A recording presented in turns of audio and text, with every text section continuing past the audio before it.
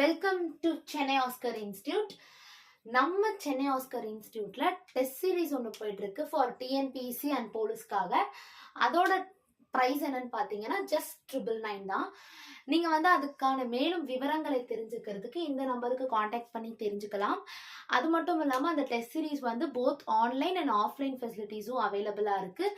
ஆன்லைனில் வாட்ஸ்அப் மூலியமாகவும் டெஸ்ட் எழுதலாம், ஒரு ஆஃப்லைனில் வீக்கெண்ட் சண்டே போய் டெஸ்ட் எழுதலாம். 50 டெஸ்ட் அவைலபிளாக இருக்குது ஃபார் டிஎன்பிஎஸ்சி குரூப் 4 மெயினாக கான்சென்ட்ரேட் பண்ணி போட்டிருக்காங்க. கும்பகோணம் பிரான்ச்சில் நடந்துட்டுருக்கு. ஸோ போய் காண்டாக்ட் பண்ணி பாருங்கள். ஓகே, இன்னைக்கு ரேஷியோ அண்ட் ப்ரொபோர்ஷன் கான்செப்ட் பார்க்க போகிறோம். ஆல்ரெடி பார்ட் 1ல என்னென்ன பார்த்தோம், ஜஸ்ட் ஃபார்முலாஸ் எல்லாம் பார்த்துட்டு ஒரு 2 சம் டிஎன்பிஎஸ்சி சம்ஸ் பார்த்தோம். கரெக்டா? இப்போ என்ன பார்க்க போகிறோம்னா அந்த ஃபார்முலாஸை பேஸ் பண்ண சம்ஸ், இதெல்லாம் எஸ்எஸ்சி சம்ஸ், அதை பேஸ் பண்ணி பார்க்க போகிறோம். எஸ்எஸ்சி ரயில்வே சம்ஸ் இதெல்லாம் நம்ம லாஸ்ட் டிஎன்பிஎஸ்சி பார்த்தோம்ல, டிஎன்பிஎஸ்சில இந்த கொஸ்டின்ஸ் எல்லாம் வரும். பட் இப்போ நான் எஸ்எஸ்சில இருந்து இதை எடுத்திருக்கேன். ஓகே, ஃபர்ஸ்ட் கொஸ்டின் என்ன பார்க்கலாம்னா மீன் ப்ரொபோர்ஷனல் ஆஃப் 2 டேர்ம் கொடுத்துருக்காங்க. அதுக்கு மீன் ப்ரொபோர்ஷனல் ஃபைண்ட் அவுட் பண்ண போறோம். மீன் ப்ரொபோர்ஷனல் என்ன கொடுத்துருக்காங்க, a plus b a minus b the whole cubeனு ஒரு டேர்மும் a plus b the whole cube a minus bனு 2 வேல்யூவும் கொடுத்துருக்காங்க. மீன் ப்ரொபோர்ஷனல் ஃபார்முலா என்ன, ரூட் abன்றது மீன் ப்ரொபோர்ஷனல் ஃபார்முலா. ஸோ aன்றது இந்த வேல்யூ, bன்றது இந்த வேல்யூ. மீன் ப்ரொபோர்ஷனல் ஃபார்முலா படி நீங்க இதை சப்ஸ்டியூட் பண்ணீங்கன்னா இது a இன்டூ b யோட வேல்யூ என்ன, a plus b the whole cube into a minus b. இது ab மீன் ப்ரொபோர்ஷனல் ஃபார்முலாவை நம்ம எழுதியாச்சு. ஜஸ்ட் சப்ஸ்டியூட் பண்ணிட்டோம். இப்போ என்ன பண்ணணும், ரூட் ab is equal, இங்க பாருங்களேன், a plus b ஒரு வாட்டியும் இங்க 3 டைம்ஸும் இருக்கு. இப்போ இது எப்படி எழுதலாம், a plus b powers add பண்ணலாமா, இங்க 3 இருக்கு, இங்க மல்டிப்ளைல இருக்கிறப்ப பவர்ஸ் என்ன பண்ணணும், ஆட் பண்ணணும். டிவிஷன்ல இருந்தா பவர்ஸை சப்ராக்ட் பண்ணணும். ஸோ இங்க மல்டிப்ளைல தான் இருக்கு. ஸோ பவர்ஸ் ஆட் பண்ணீங்கன்னா இங்க 3 இருக்கு, இங்க 1 இருக்கு. ஸோ 3 + 1 4. அகைன் a minus bன்ற பேஸ் காமனா இருக்கு. இங்க 3 இங்க 1னா இதுவும் 4 தான். இப்ப நம்ம ரூட்ல இருந்து வெளில எடுத்தோம் அப்படின்னா a plus b பவர் 4 எப்படி வெளில எடுக்கலாம், பவர் 2னு வெளில எடுக்கலாமா. Again a minus b power 2. புரியுதா? 4ன்றது ஒரு ஸ்கொயர் வேல்யூ தான். ஸோ 2 வெளில எடுத்துட்டோம். இப்போ இந்த ரெண்டோட ஆன்சர் என்னன்னா mean proportional of these 2 terms a plus b the whole square into a minus b the whole square. இதுதான் ஆன்சர். Okay, fine. இப்போ நெக்ஸ்ட் கொஸ்டின், ஜஸ்ட் ஃபார்முலால சப்ஸ்டிட்யூட் பண்ணிருக்கோம், வேற எதுவும் பண்ணல. இப்போ compound ratio of these 2 numbers கொடுத்துட்டு ஒரு காம்பவுண்ட் ரேஷியோ கொடுத்துருக்காங்க. அதாவது காம்பவுண்ட் ரேஷியோனா என்ன, எப்படி இருக்கும், if a is to b c is to d இந்த மாதிரிலாம் இருந்தா தென் நம்ம எப்படி எழுதலாம் அது அப்படின்னா ac மல்டிப்ளை பண்ணி, அதாவது ஃபர்ஸ்ட் 2 டேர்ம் மல்டிப்ளை பண்ணி டினாமினேட்டர்ல செகண்ட் 2 டேர்ம் மல்டிப்ளை பண்ணி எழுதலாம். இந்த மாதிரி எழுதலாம் காம்பவுண்ட் ரேஷியோனா. அப்ப இந்த கான்செப்ட் அப்ப அதே மாதிரி சப்ஸ்டிட்யூட் பண்ணி பண்ணுவோமா. a is to b க்கு பதிலா 3 is to 4. so 3 is to 4 and 6 is to 7 இருக்கு. ac இருக்கிற பிளேஸ்ல 3 and 6 இருக்கா. அப்ப காம்பவுண்ட் ரேஷியோ எப்படி இருக்கும், 3 into 6 divided by bd க்கு பதிலா 4 into 7 is equal to, அவங்களே காம்பவுண்ட் ரேஷியோ என்னன்னு கொடுத்துட்டாங்கல்ல, இந்த வேல்யூ தான் இதுன்னு நம்ம ஈக்குவேட் பண்றோம். இது ஏன் ஈக்குவேட் பண்றோம்னு புரிஞ்சுதா, காம்பவுண்ட் ரேஷியோ என்னன்னு அவங்க கொடுத்துட்டாங்க. காம்பவுண்ட் ரேஷியோ 2 ரேஷியோ இருந்தா எப்படி எழுதுவோம், ஃபர்ஸ்ட் 2 நம்ம மல்டிப்ளை, டினாமினேட்டர்ல 2 மல்டிப்ளை பண்றதா காம்பவுண்ட் ரேஷியோ. சோ அப்படி எழுதி நம்ம சால்வ் பண்றோம். இப்ப இந்த இதை சால்வ் பண்ணீங்கன்னா என்ன கிடைக்கும்னா, I just simplify here. Okay, first நான் இங்க சப்ஸ்டிட்யூட் பண்ணிட்டு இடம் பார்த்தாட்டி அங்க போய்க்கலாம்.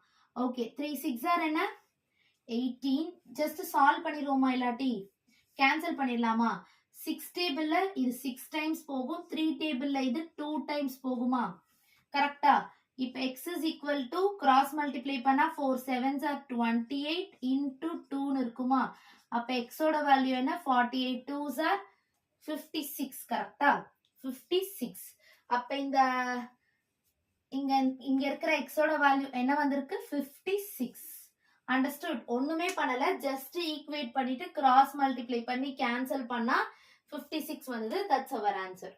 ஓகே, அப்ப இங்க நம்ம லைன் போட வேண்டிய அவசியமே இல்ல. Okay, find the fourth proportional to ஒரு 3 நம்பர் கொடுத்துட்டு ப்ரொபோர்ஷனல் கேட்டிருக்காங்க. 4 ப்ரொபோர்ஷன்ஸ் எப்பவுமே எப்படி எழுதுவோம்? A by B is to C by D. கரெக்டா? ஜஸ்ட் கிராஸ் மல்டிப்ளை பண்ணீங்கன்னா C into B. நமக்கு தேவையான வேல்யூ என்ன? ஏன்னா 3 ப்ரொபோர்ஷன் A B C கொடுத்துட்டான். D தான் நம்ம ஃபைண்ட் அவுட் பண்ணோம். So D is equal to என்ன? CB by A. கான்செப்ட் புரியுதா? A by B is equal to C by D ன்னு எழுதலாம். அப்படி எழுதணும்னா ஜஸ்ட் கிராஸ் மல்டிப்ளை பண்ணி D தான் நமக்கு வேணும். D ஓட ஃபார்முலாவை கண்டுபிடிச்சிட்டோம். இப்ப D is equal to இதுல A வேல்யூ என்ன? 0.24, B is equal to 0.6, C is equal to 20. கரெக்டா? இப்ப C என்ன? இப்ப 20, B வந்து 0.6 divided by A வந்து 0.24. ஓகேவா? 20 இது வந்து பாயிண்ட்ல இருக்கு. கரெக்டா? சரி, அப்படியே கூட கேன்சல் பண்ணிக்கலாம். பாயிண்ட்ல இருக்குன்றதுனால ஒரு டிஜிட் பாயிண்ட்டுக்கு அப்புறம் ஒரு டெசிமல் இருக்கிறதுனால நான் இதை 6/10 எழுதிருக்கேன். எப்படி எழுதிருக்கேன்னு புரிஞ்சுக்கா? 0.6 இருந்ததுன்னா இந்த பாயிண்ட்டை ரிமூவ் பண்ண அதாவது பாயிண்ட்டுக்கு அப்புறம் எத்தனை டிஜிட் பாருங்க, ஒரு டிஜிட் தான். அப்ப மல்டிப்ளை அண்ட் டிவைடட் பை அந்த டிஜிட் பண்ணோம்னா இது என்னவா மாறும்? 0.6 into 10 வந்து 6 மாறிடும். டிவைடட் பை 10 வரும். அப்படிதான் போட்டிருக்கேன். இங்க டெசிமல் பாயிண்ட்டுக்கு அப்புறம் 2 டிஜிட் இருக்கு. அப்ப என்னவாகும்? 24/2 100 ஆகும். ஓகே, இப்ப நம்ம சால்வ் பண்ணுங்க. இது சால்வ் பண்ணுவோம். 20 into 6 divided by 10 into 24. இந்த 100 அப்படியே நியூமரேட்டருக்கு போகும். கரெக்டா? அதாவது 20 into 6 divided by 10. இந்த டிவிஷனுக்கு கீழே இருக்கிறப்ப மல்டிப்ளிகேஷன்ல மேல போச்சுன்னா நியூமரேட்டர் டினாமினேட்டர் ரெசிப்ரோக்கல் எழுதலாமா? இந்த வேல்யூ தான் இப்படி சிம்பிளிஃபை பண்ணி எழுதிருக்கேன். 10 2s are 2 12s are 6 2s are 2 50s are, which means 50 is our answer. D is equal to 50. Okay, இதுதான் fourth proportion. Okay, 1 2 3 first mean proportion, next compound ratio, next fourth proportion. இந்த 3 sums உங்களுக்கு clear ஆயிருக்கும். கரெக்டா?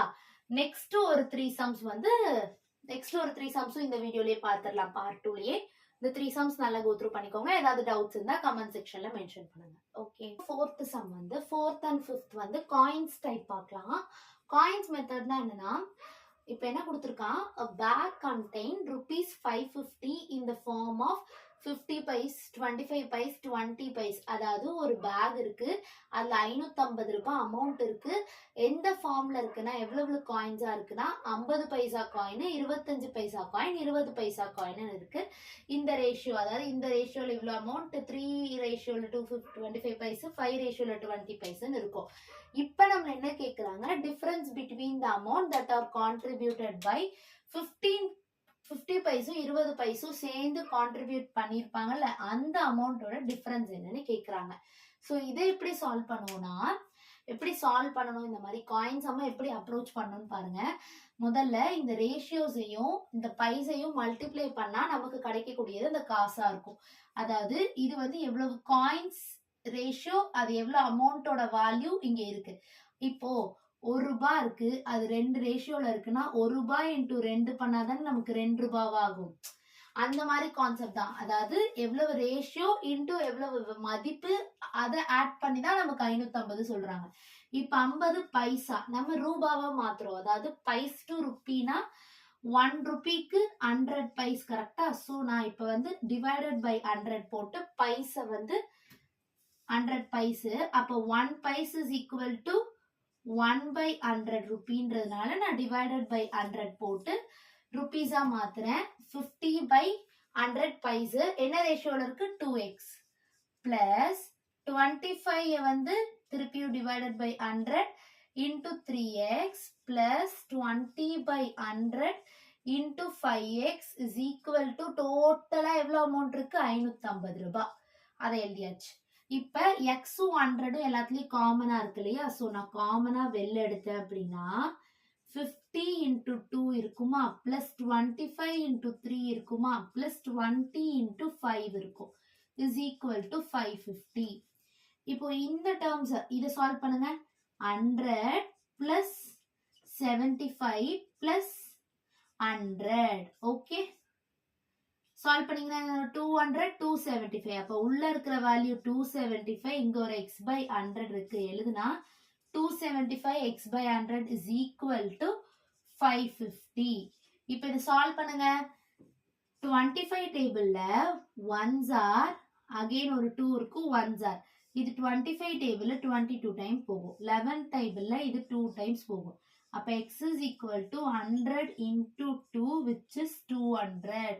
200ன்றது x ஓட value. கரெக்டா? x ஓட value 200ன்னு தெரிஞ்சிருச்சு. Next என்ன பண்ணணும்னா, x 200க்கு அப்புறம் நம்ம என்ன பண்ண போறோம், நமக்கு क्वेश्चनல கேட்டிருக்கிறது டிஃபரன்ஸ் பிட்வீன் 50 பைஸ் அண்ட் 20 பைஸோட அமௌண்டோட டிஃபரன்ஸ். 50 பைஸோட அமௌண்ட் எப்படி கண்டுபிடிப்பீங்க? 50 by 100 எவ்வளவு ரேஷியோல இருக்கு? 2 ரேஷியோல இருக்கு.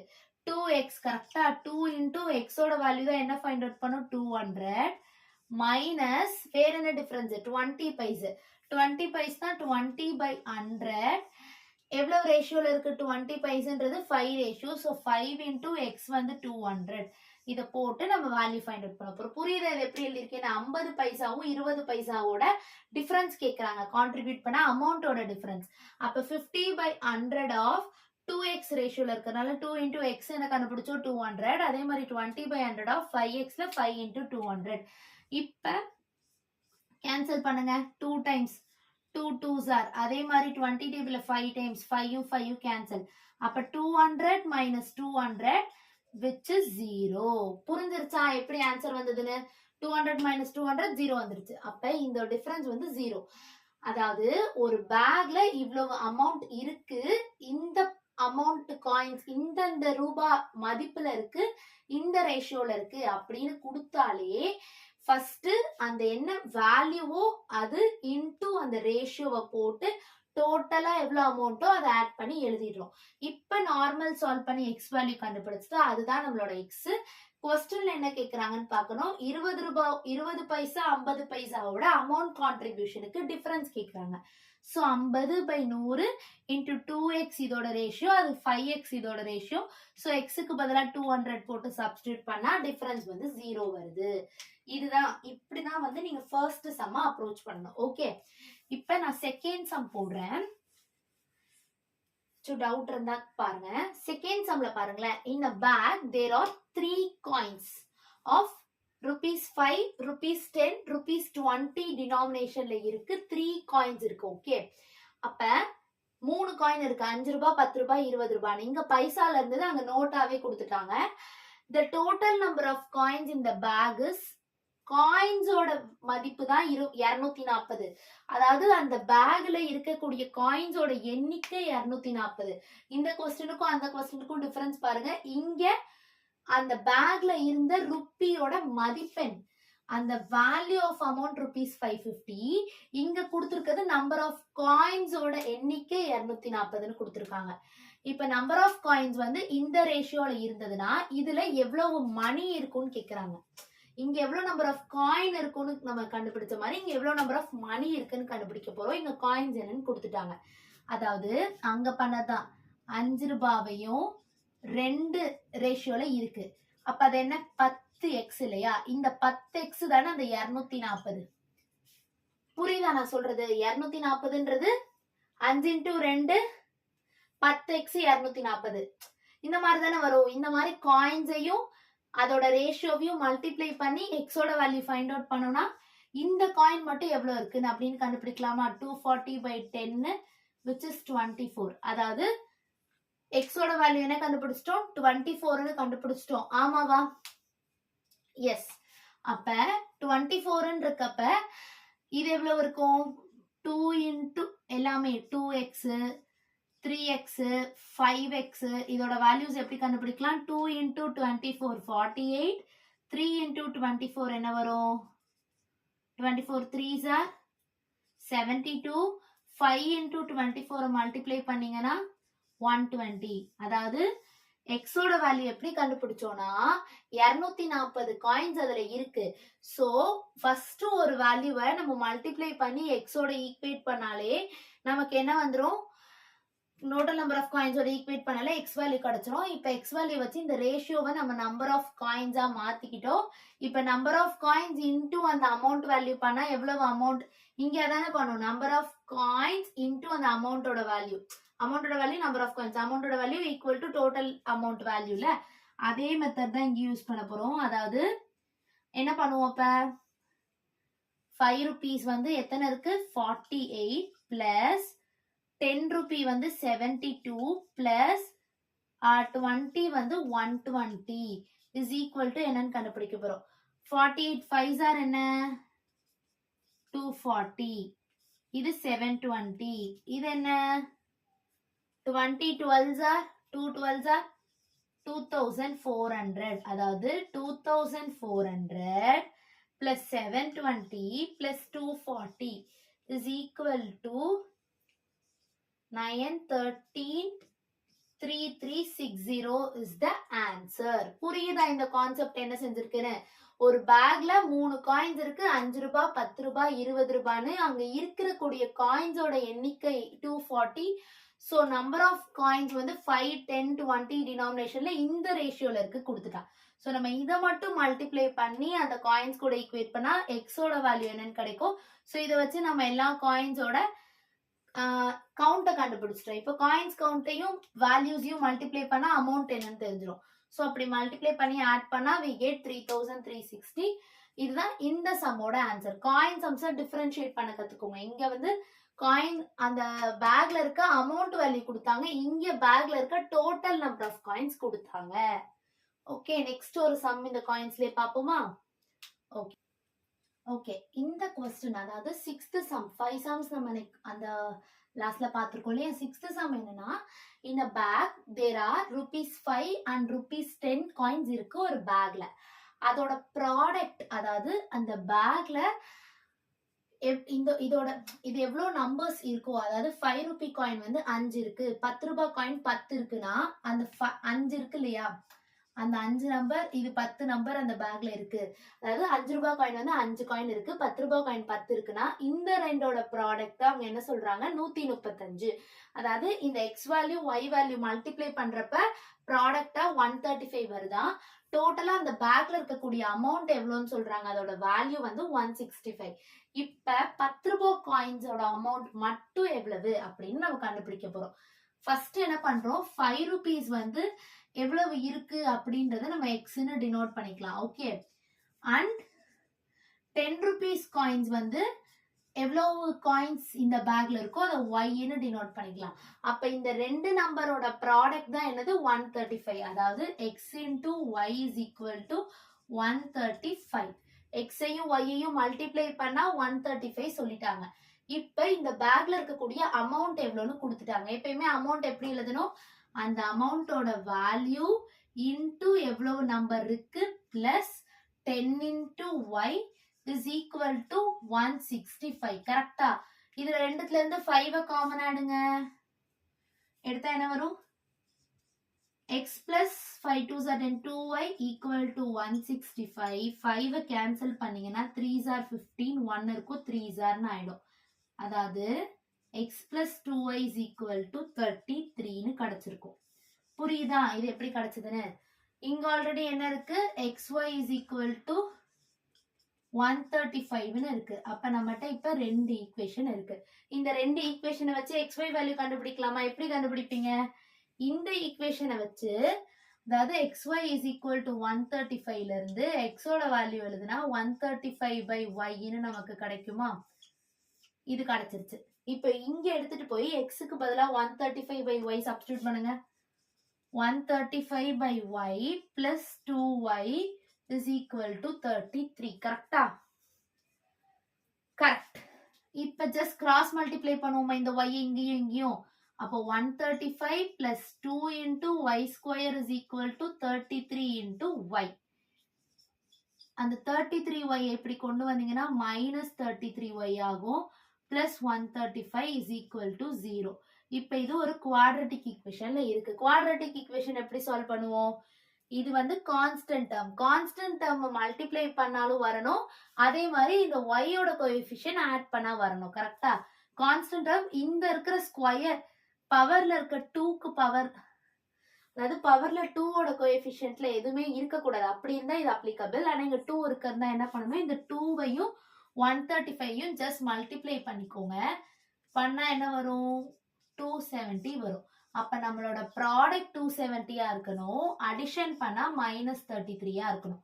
கான்செப்ட் புரியுதா? நார்மலா குவாட்ரேட்டிக் ஈக்குவேஷன் அப்ப இங்க எதுவுமே இருக்காது, அப்ப இது மல்டிப்ளை பண்ணா வரணும், இது அடிஷன் பண்ணா வரணும்னு சொல்லிடுவோம். ஆனா இங்க இதுக்கு கூட ஒரு கோஎஃபிஷியன்ட் இருக்கிறதுனால இது ரெண்டத்தையும் ப்ராடக்ட் பண்ண ஆன்சர் இங்க ப்ராடக்டா வரணும். அடிஷன் தான். 270 33 எதுல காமனா வரும்னா 18 into 15 பண்றப்ப வந்துச்சு. நீங்க வேணா ட்ரை பண்ணி பாருங்க. 18 15s are 270 தான். 18 15 ஆட் பண்ணாலும் 33 தான். மைனஸ் போட்டா கரெக்டா எல்லாமே சூட் ஆகுமா? அதே மாதிரி இந்த கோஎஃபிஷியன்ட் முன்னாடி ஏதாவது வேல்யூ இருந்தா அதை நம்ம இங்க டிவைட் பண்ணணும் அந்த வேல்யூ கூட. அப்ப டிவைட் பண்ணா இது 9 மாறிடும். அதாவது 2y minus 9 into 2y 2y minus 9 இல்லை, இது எதுவுமே இல்லை, இங்க cancel பண்ணிட்டோம்ல. y minus 9 into 2y minus 15 equal to 0. அப்ப y minus 9 equal to 0 போட்டிங்கன்னா y வேல்யூ 9 கிடைக்குமா? அந்த சைடு போச்சுன்னா இது வந்து இந்த மாதிரி பாயிண்ட்ல தானே ஆன்சர் எப்படி வரும். ஸோ அதை நெக்லெக்ட் பண்ணிடலாம். டெசிமல்ஸை நெக்லெக்ட் பண்ணிட்டோம் அப்படின்னா இதுல இருந்து ரூட் வேல்யூ கண்டுபிடிச்சிட்டோம், ஒய்ன்ற வேல்யூ 9 கண்டுபிடிச்சிட்டோம். அப்ப 10 rupees காயின் எத்தனை இருக்குன்னு கேக்குறாங்க. அப்ப ருப்பியும் என்னன்னு இருக்கு, அதோட வேல்யூவும் என்னன்னு தெரிஞ்சிருச்சு. அப்ப ரெண்டும் மல்டிப்ளை பண்ணீங்கன்னா என்ன வரும், 10 into 9 is equal to 90. அப்ப 10 rupees காயினோட மதிப்பு அங்க 90 ரூபாவா இருந்தது அப்படின்றதான் கான்செப்ட். அதாவது இங்க என்ன கொடுத்துட்டா 5 ரூபாய் 10 ரூபாய் இருக்கு, அதோட கவுண்டோட ப்ராடக்ட் வந்து 135 கொடுத்துட்டாங்க. டோட்டலா அதோட அமௌண்ட் வந்து 165 இருக்குன்னு சொல்லிட்டாங்க. இப்ப 10 ரூபாய் காயின்ஸோட அமௌண்ட் வேல்யூ மட்டும் என்னன்னு கேட்டிருக்காங்க. சோ நான் வந்து 5 ரூபாய் 5 rupees வந்து எக்ஸ்னும் 10 rupees ஒய்னும் எடுத்துக்கிட்டேன். So x into y is equal to 135. இது ஒரு ஈக்குவேஷன். அடுத்தது டோட்டல் அமௌண்ட் வேல்யூ 165 கொடுத்துட்டாங்க. எப்பவுமே டோட்டல் அமௌண்ட் எப்படி எழுதுவோம், ரேஷியோ இன்டு இந்த வேல்யூ கரெக்டா. So 5 into x plus 10 into y 165. 5 காமனா எடுத்து சால்வ் பண்ணா x plus 2y is equal to 33 கிடைச்சிருச்சு.